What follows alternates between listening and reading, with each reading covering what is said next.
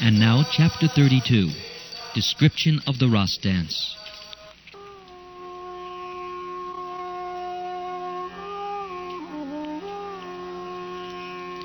Thus, hearing the Supreme Personality of Godhead, Krishna, speaking to pacify them, the gopis became very much pleased.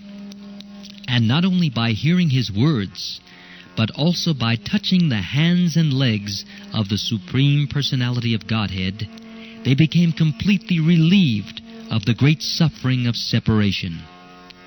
After this, the Supreme Personality of Godhead began his Ras dance. A dance in the midst of many girls is called a Ras dance. So Krishna began to dance among the most beautiful and fortunate girls within the three worlds. The gopis of Vrindavan, who were so attracted to him, danced with Krishna hand in hand.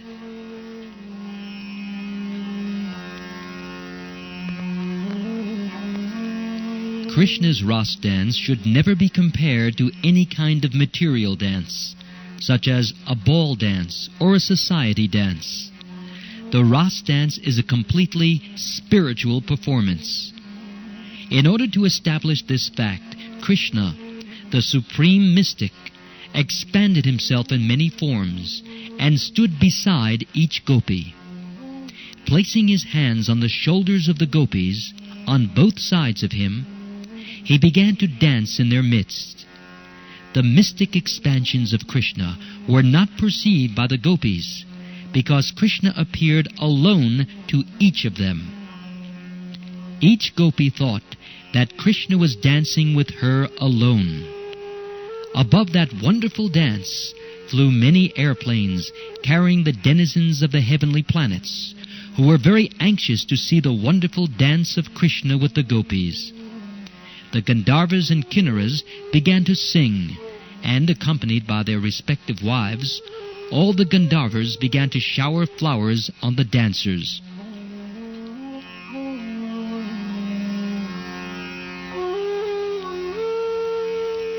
As the gopis and Krishna danced together, a very blissful musical sound was produced from the tinkling of their bells, ornaments, and bangles. It appeared that Krishna was a greenish sapphire locket in the midst of a golden necklace decorated with valuable stones.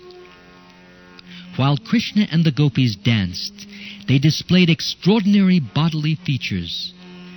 The movements of their legs, their placing their hands on one another, the movements of their eyebrows, their smiling, the movements of the breasts of the gopis and their clothes, their earrings, their cheeks, their hair with flowers.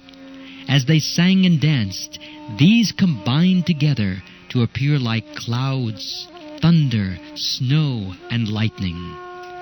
Krishna's bodily features appeared just like a group of clouds. Their songs were like the thunder.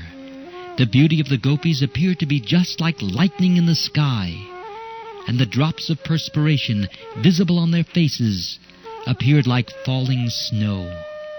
In this way, both the gopis and Krishna fully engaged in dancing.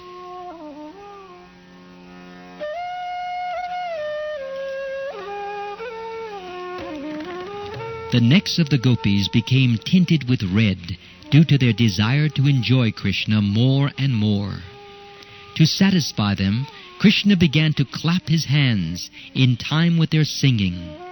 Actually, the whole world is full of Krishna's singing, but it is appreciated in different ways by different kinds of living entities.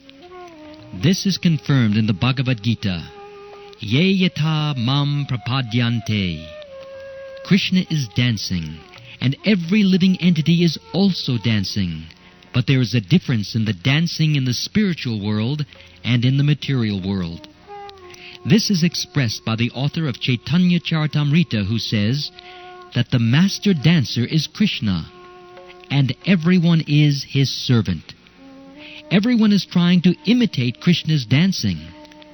Those who are actually in Krishna consciousness respond rightly to the dancing of Krishna. They do not try to dance independently. But those in the material world try to imitate Krishna as the Supreme Personality of Godhead. The living entities are dancing under the direction of Krishna's Maya and are thinking that they are equal to Krishna. But this is not a fact. In Krishna consciousness, this misconception is absent. For a person in Krishna consciousness knows that Krishna is the Supreme Master and everyone is his servant. One has to dance to please Krishna, not to imitate or to become equal to the Supreme Personality of Godhead.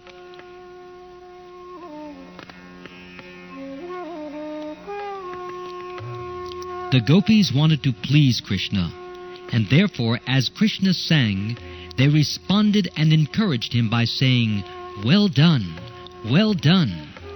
Sometimes they presented beautiful music for his pleasure, and he responded by praising their singing.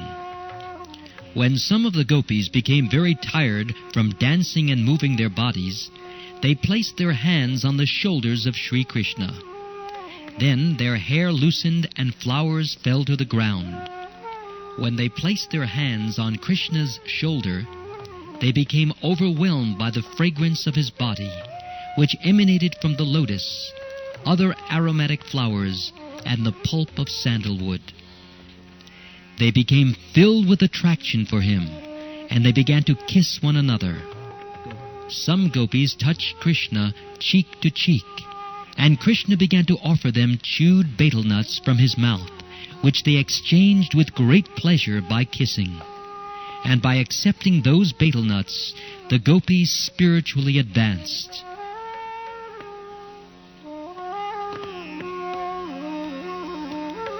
The gopis became tired after long singing and dancing. Krishna was dancing beside them, and to alleviate their fatigue, they took Sri Krishna's hand and placed it on their raised breasts. Krishna's hand, as well as the breasts of the gopis, are eternally auspicious. Therefore, when they combined, both of them became spiritually enhanced. The gopis so enjoyed the company of Krishna, the husband of the goddess of fortune, that they forgot that they had any other husbands in the world, and upon being embraced by the arms of Krishna and dancing and singing with him, they forgot everything. The Srimad Bhagavatam thus describes the beauty of the gopis while they were ras dancing with Krishna. There were lotus flowers over both their ears, and their faces were decorated with sandalwood pulp. They wore tilak, and there were drops of sweat on their smiling mouths. From their feet came the tinkling sound of ankle bells, as well as bangles. The flowers within their hair were falling to the lotus feet of Krishna, and he was very satisfied.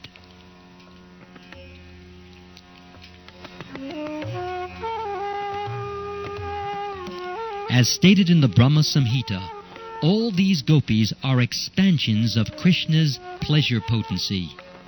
Touching their bodies with his hands and looking at their pleasing eyes, Krishna enjoyed the gopis exactly as a child enjoys playing with the reflection of his body in a mirror. When Krishna touched the different parts of their bodies, the gopis felt surcharged with spiritual energy. They could not adjust their loosened clothes, although they tried to keep them properly. Their hair and garments became scattered, and their ornaments loosened, and they forgot themselves in company with Krishna. While Krishna was enjoying the company of the gopis in the Ras dance, the astonished demigods and their wives gathered in the sky. The moon, being afflicted with a sort of lust, began to watch the dance and became stunned with wonder. The gopis had prayed to the goddess Katyayani to have Krishna as their husband. Now Krishna was fulfilling their desire by expanding himself in as many forms as there were gopis and enjoying them exactly as a husband.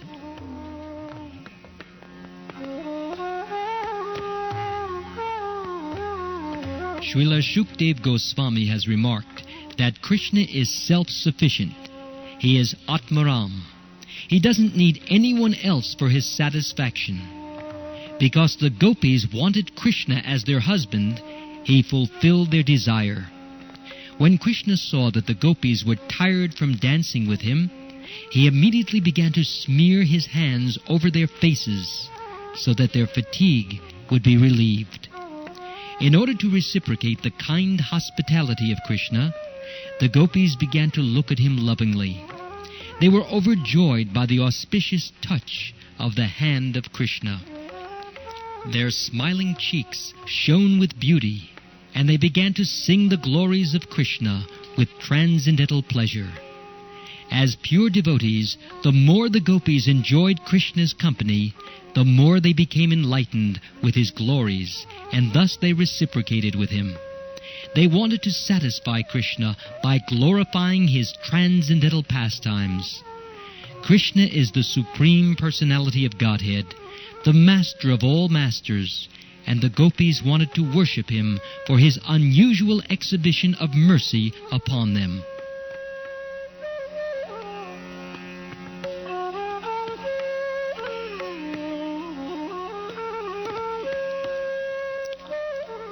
Both the gopis and Krishna entered the water of the Yamuna just to relieve their fatigue from the Ras dance.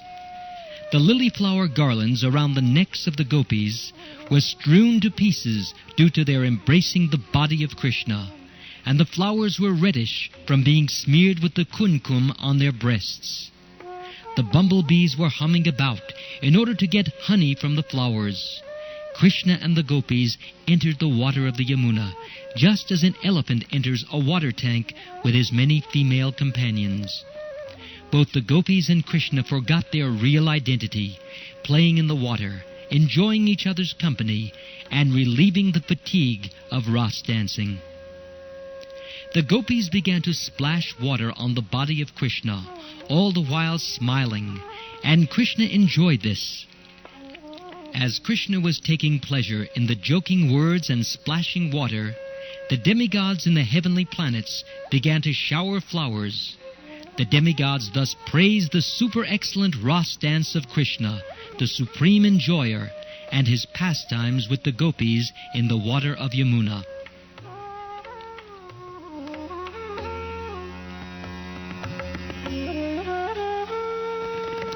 After this, Lord Krishna and the gopis came out of the water and began to stroll along the bank of the Yamuna, where a nice breeze was blowing, carrying the aroma of different kinds of flowers over the water and land.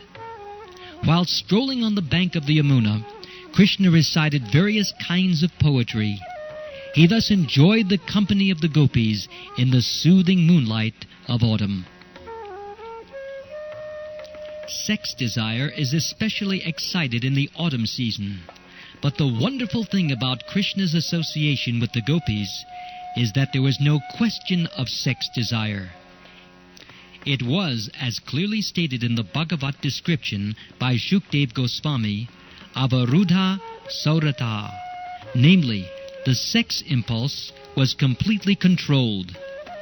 There is a distinction between Lord Krishna's dancing with the gopis and the ordinary dancing of living entities within the material world.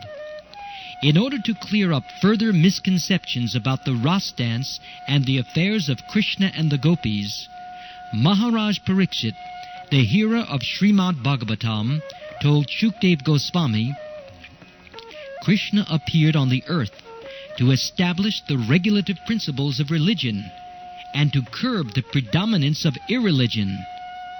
But the behavior of Krishna and the gopis might encourage irreligious principles in the material world. I am simply surprised that he would act in such a way, enjoying the company of others' wives in the dead of night. This statement of Maharaj Pariksit was very much appreciated by Shukdev Goswami.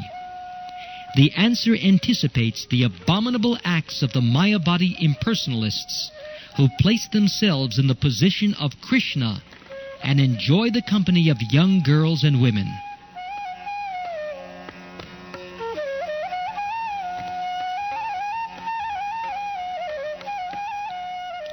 The basic Vedic injunctions never allow a person to enjoy sex with any woman except one's own wife. Krishna's appreciation of the gopis appeared to be distinctly in violation of these rules. Maharaj Pariksit understood the total situation from Shukdev Goswami, yet, to further clear the transcendental nature of Krishna and the gopis in Ras dance, he expressed his surprise. This is very important in order to check the unrestricted association with women by the Prakrita Sahajya. In his statement, Maharaj Pariksit has used several important words which require clarification. The first word, jugupsatam, means abominable.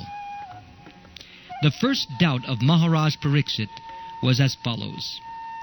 Lord Krishna is the Supreme Personality of Godhead who has advented himself to establish religious principles.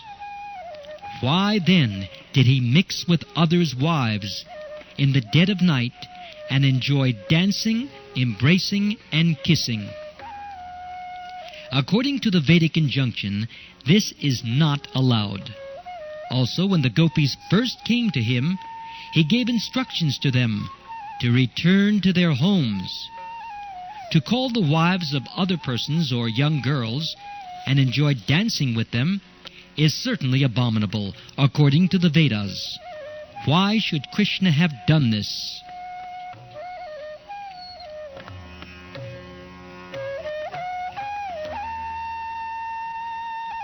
Another word used here is aptakama. Some may take it for granted that Krishna was very lusty among young girls, but Pariksit Maharaj said that this was not possible. He could not be lusty. First of all, from the material calculation, he was only 8 years old. At that age, a boy cannot be lusty. Aptakama means that the Supreme Personality of Godhead is self-satisfied. Even if he were lusty, he doesn't need to take help from others to satisfy his lusty desires. The next point is that, although not lusty himself, he might have been induced by the lusty desires of the gopis. But Maharaj Pariksit then used another word, yadupati, which indicates that Krishna is the most exalted personality in the dynasty of the Yadus. The kings in the dynasty of Yadu were considered to be the most pious, and their descendants were also like that. Having taken birth in that family, how could Krishna have been induced, even by the gopis? It is concluded, therefore, that it was not possible for Krishna to do anything abominable.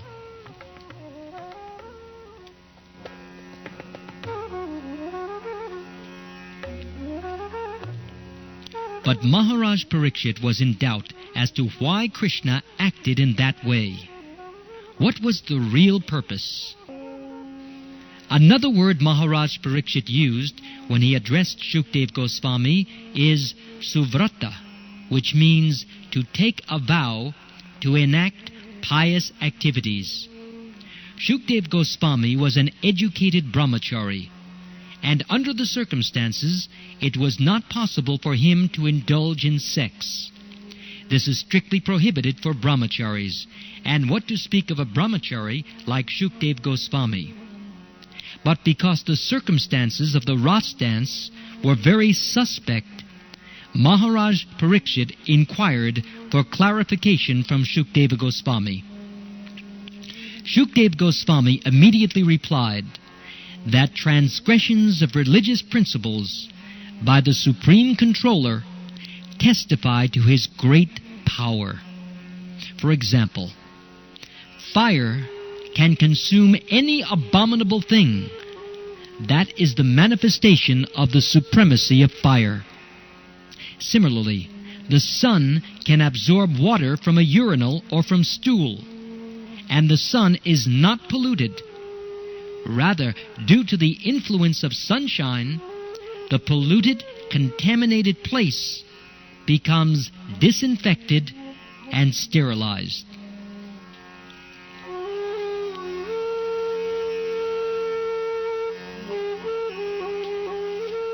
One may also argue that since Krishna is the supreme authority, his activities should be followed.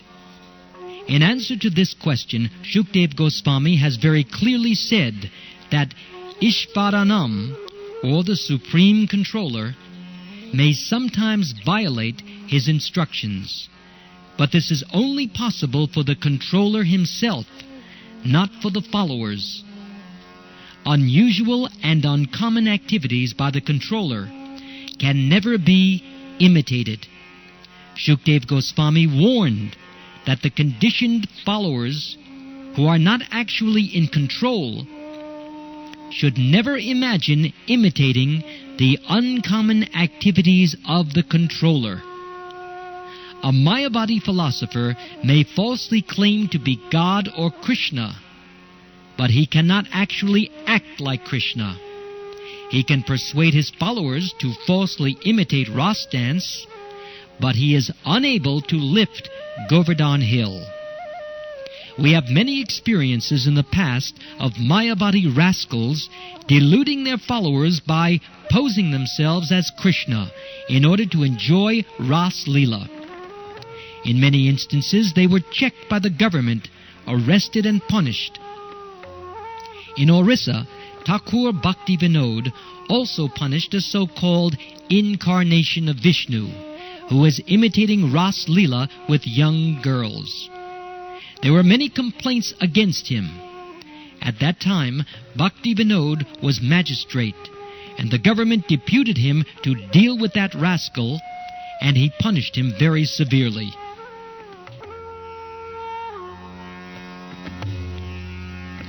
The Ras Leela dance cannot be imitated by anyone. Shukdeva Goswami warns that one should not even think of imitating it. He specifically mentions that if, out of foolishness, one tries to imitate Krishna's Ras dance, he will be killed, just like a person who wants to imitate Lord Shiva's drinking of an ocean of poison. Lord Shiva drank an ocean of poison and kept it within his throat. The poison made his throat turn blue, and therefore Lord Shiva is called Nilakanta. But if any ordinary person tries to imitate Lord Shiva by drinking poison or smoking ganja, he is sure to be vanquished and will die within a very short time. Lord Sri Krishna's dealing with the gopis was under special circumstances.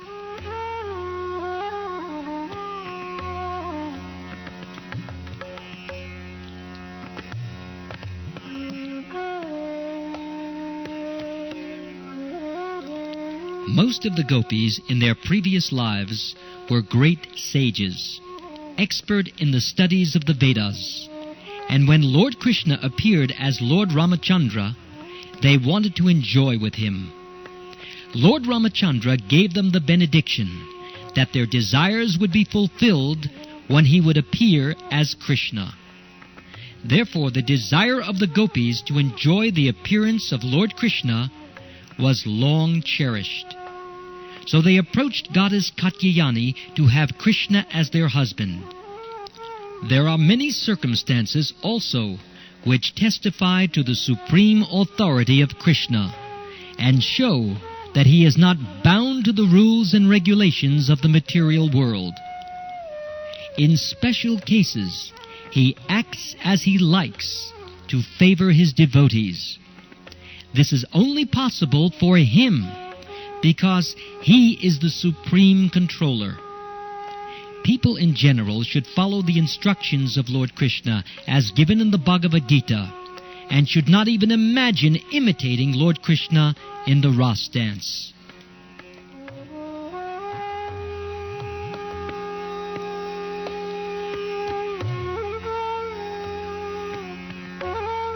Krishna's lifting of Govardhan Hill, his killing great demons like Putana and others, are all obviously extraordinary activities. Similarly, the Rasa dance is also an uncommon activity and cannot be imitated by any ordinary man. An ordinary person engaged in his occupational duty like Arjuna should execute his duty for the satisfaction of Krishna. That is within his power. Arjuna was a fighter, and Krishna wanted him to fight for his satisfaction. Arjuna agreed, although at first he was not willing to fight. Duties are required for ordinary persons. They should not jump up and try to imitate Krishna and indulge in Ras Leela, and thus bring about their ruin. One should know with certainty that Krishna had no personal interest in whatever he did for the benediction of the gopis. As stated in the Bhagavad Gita, Namam karmani limpanti. Krishna never enjoys or suffers the result of his activities.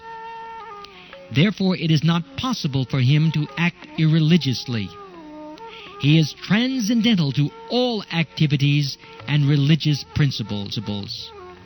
He is untouched by the modes of material nature. He is the supreme controller of all living entities, either in human society, in the demigod society in heavenly planets, or in lower forms of life. He is the supreme controller of all living entities and of material nature. Therefore, he has nothing to do with religious or irreligious principles.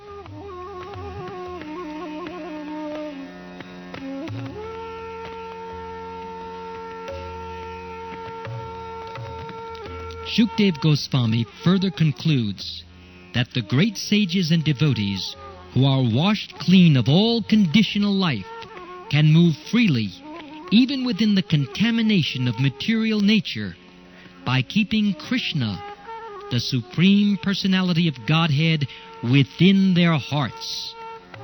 In this way, they also do not become subject to the laws of pleasure and pain in the modes of material nature.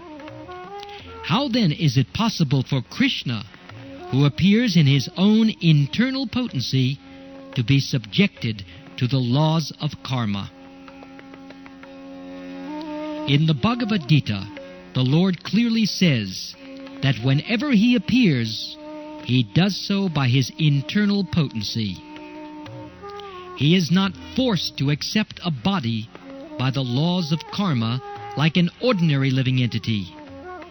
Every other living entity is forced to accept a certain type of body by his previous actions. But when Krishna appears, he always appears in a body that is not forced upon him by the action of his past deeds.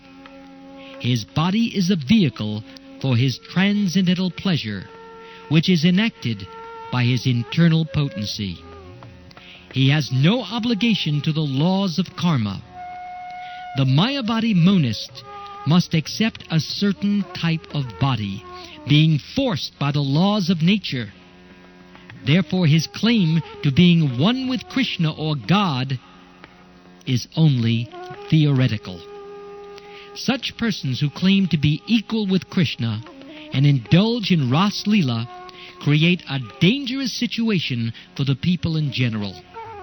Krishna, the Supreme Personality of Godhead, was already present as Supersoul within the bodies of the gopis and their husbands. He is the guide of all living entities, as is confirmed in the Katha Upanishad. Nityo Nityanam Chaitanash Chaitanam. The Supersoul directs the individual soul to act, and the Supersoul is the actor and witness of all action.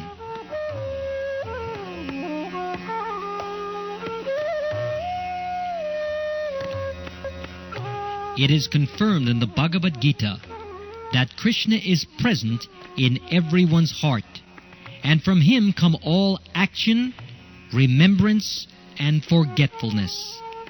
He is the original person to be known by Vedic knowledge.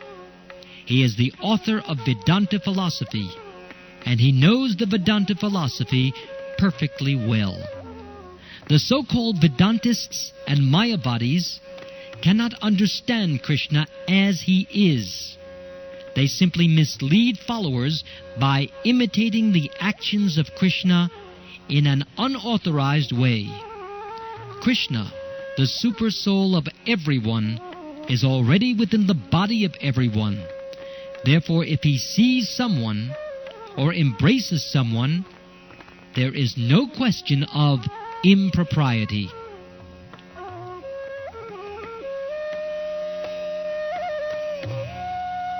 Some ask that if Krishna is self-sufficient, why should he at all manifest pastimes with the gopis, which are disturbing to the so-called moralists of the world?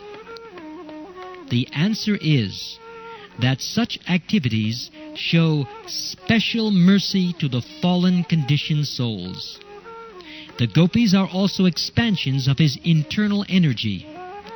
But because Krishna wanted to exhibit the Ras Leela, they also appeared as ordinary human beings. In the material world, pleasure is ultimately manifested in the sex attraction between man and woman. The man lives simply to be attracted by women, and the woman lives simply to be attracted by men. That is the basic principle of material life.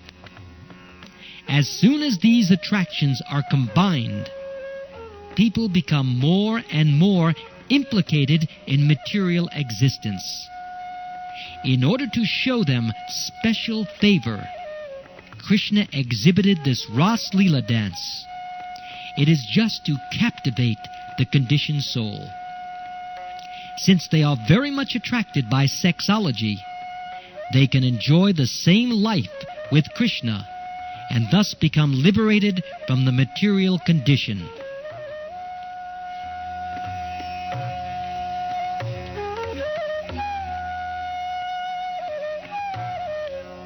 In the second canto of Srimad Bhagavatam, Maharaj Pariksit also explains that the pastimes and activities of Lord Krishna are medicine for the conditioned souls.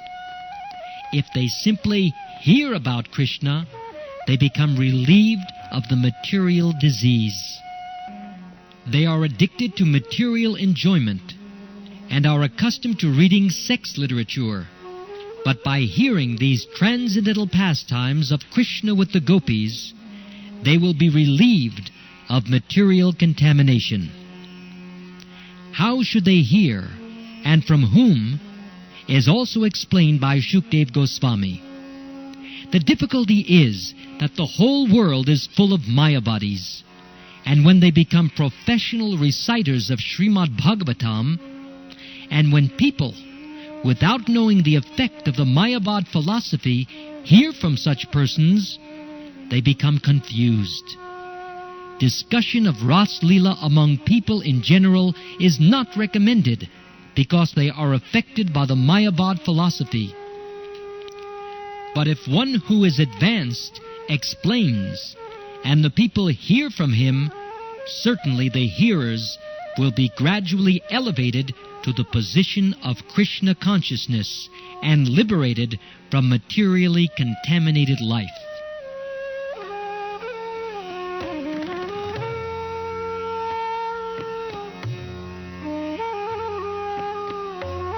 Another important point is that all the gopis who danced with Krishna were not in their material bodies. They danced with Krishna in their spiritual bodies. All their husbands thought that their wives were sleeping by their sides. The so-called husbands of the gopis were already enamored by the influence of the external energy of Krishna. So, by dint of this very energy, they could not understand that their wives had gone to dance with Krishna. What then is the basis of accusing Krishna of dancing with others' wives?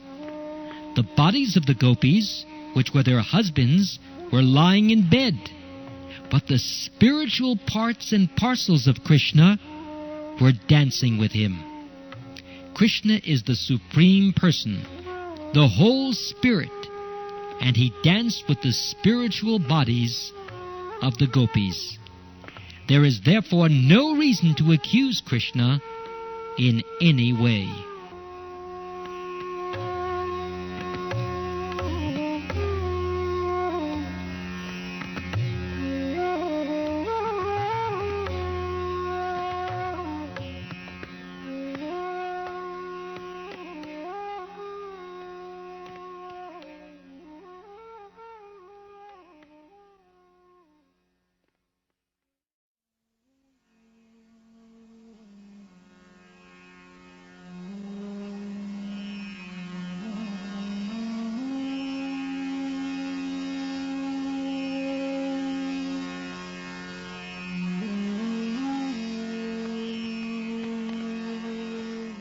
After the Ras dance was over, the night, or the night of Brahma, a very, very long period, as mentioned in the Bhagavad Gita, the night turned into Brahma Muhurta.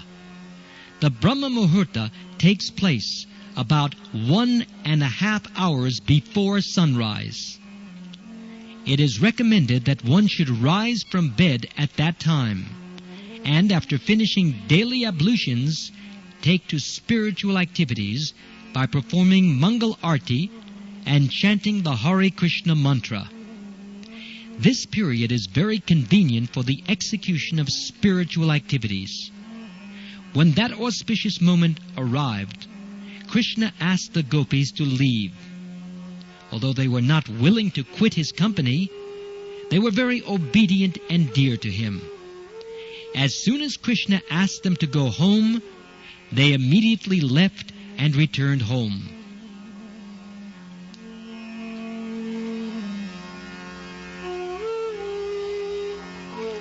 Shukdev Goswami concludes this episode of Ras Leela by pointing out that if a person hears from the right source of the pastimes of Krishna, who is Vishnu himself, and the gopis, who are expansions of his energy, then he will be relieved of the most dangerous type of disease, namely lust. If one actually hears Ras Leela, he will become completely freed from the lusty desire of sex life and elevated to the highest level of spiritual understanding. Generally, because they hear from Mayavadis, and they themselves are Mayavadis, people become more and more implicated in sex life. The conditioned soul should hear the Ras Leela dance from an authorized spiritual master and be trained by him so that he can understand the whole situation. Thus, one can be elevated to the highest standard of spiritual life. Otherwise, one will be implicated. Material lust is a kind of heart disease, and to cure the material heart disease of the conditioned soul, it is recommended that one should hear, but not from the impersonalist rascals. If one hears from the right sources with right understanding, then his situation will be different.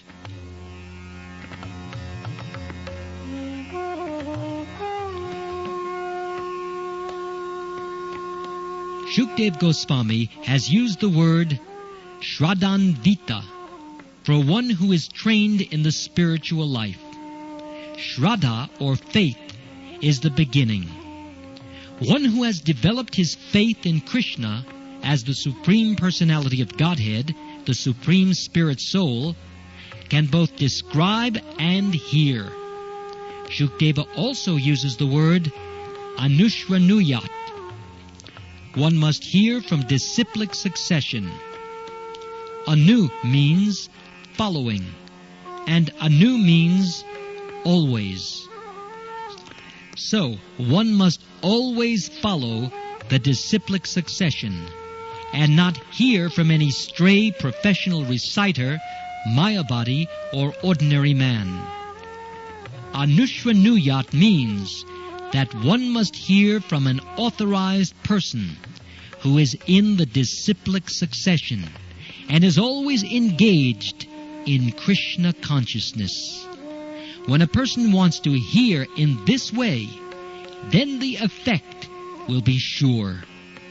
By hearing Ras Leela, one will be elevated to the highest position of spiritual life.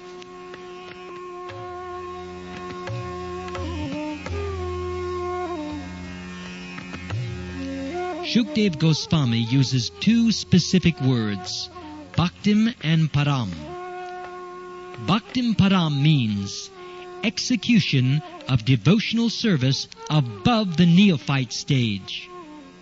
Those who are simply attracted to temple worship but do not know the philosophy of bhakti are in the neophyte stage. That sort of bhakti is not the perfectional stage. The perfectional stage of bhakti or devotional service is completely free from material contamination. The most dangerous aspect of contamination is lust or sex life. Bhaktim Param, devotional service, is so potent that the more one advances in this line, the more he loses his attraction for material life. One who is actually deriving benefit from hearing the Ras Leela dance surely achieves the transcendental position. He surely loses all traces of lust in his heart.